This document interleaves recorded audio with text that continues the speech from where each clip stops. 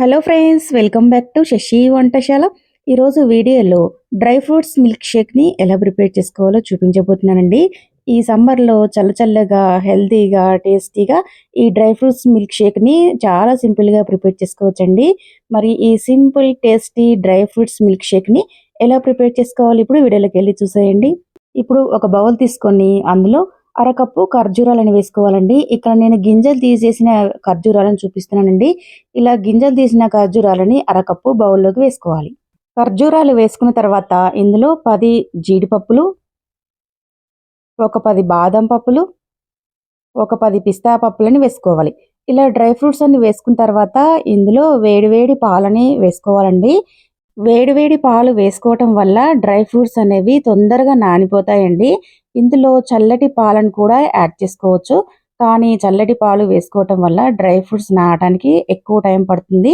ఇప్పుడు ఈ dry fruits అన్నీ పూర్తిగా మునిగే వరకు వేడివేడి పాలు వేసుకొని వీటిని ఒకసారి అంతా బాగా కలుపుకొని ఇప్పుడు మూత పెట్టి 15-20 నిమిషాల సేపు వీటిని నానబెట్టుకోవాలి.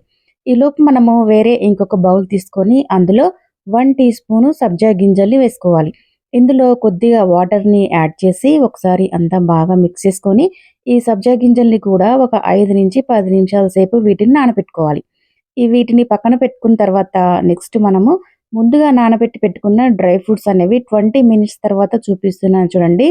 20 మినిట్స్లో మనకి డ్రై ఫ్రూట్స్ అన్నీ బాగా నానిపోయాయండి. ఇలా నానిన డ్రై ఫ్రూట్స్ని ఇప్పుడు వీటిని ఒక మిక్సీ జార్లోకి ట్రాన్స్ఫర్ చేసుకోవాలి.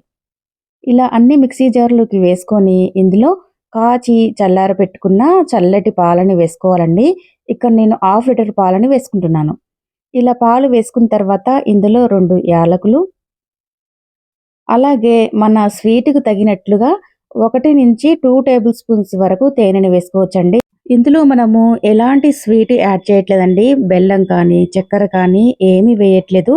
మన స్వీట్‌కి సరిపడినంత తేనెని యాడ్ చేసుకొని మూత పెట్టి ఇలా మెత్తగా గ్రైండ్ చేసుకోవాలి. ఎక్కడ డ్రై ఫ్రూట్స్ అనేవి లేకుండా ఇలా క్రీమీ టెక్స్చర్ వచ్చేంత వరకు బాగా గ్రైండ్ చేసుకోవాలండి.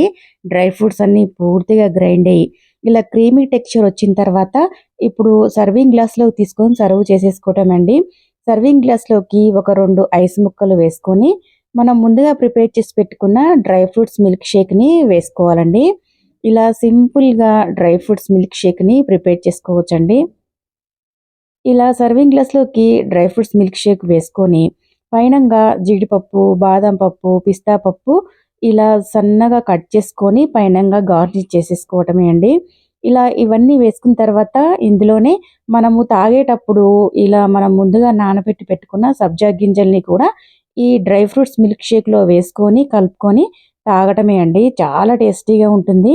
ఈ సమ్మర్‌లో టేస్టీగా, హెల్తీగా ఇలా డ్రై ఫ్రూట్స్ మిల్క్ షేక్‌ని ప్రిపేర్ చేసుకొని మీరు ఒకసారి తాగండి ఫ్రెండ్స్. చాలా టేస్టీగా ఉంటుంది. మీకు తప్పకుండా నచ్చుతుంది. మరి ఈ simple tasty dry fruits milk Sheikh video మీకు నచ్చితే తప్పకుండా లైక్ చేసి మీ ఫ్రెండ్స్‌కి, రిలేటివ్స్‌కి షేర్ చేయండి. నా ఛానల్‌ని ఎవరైనా ఫస్ట్ టైం చూస్తున్నట్లయితే సబ్స్క్రైబ్ చేసుకోండి. Thank you for watching.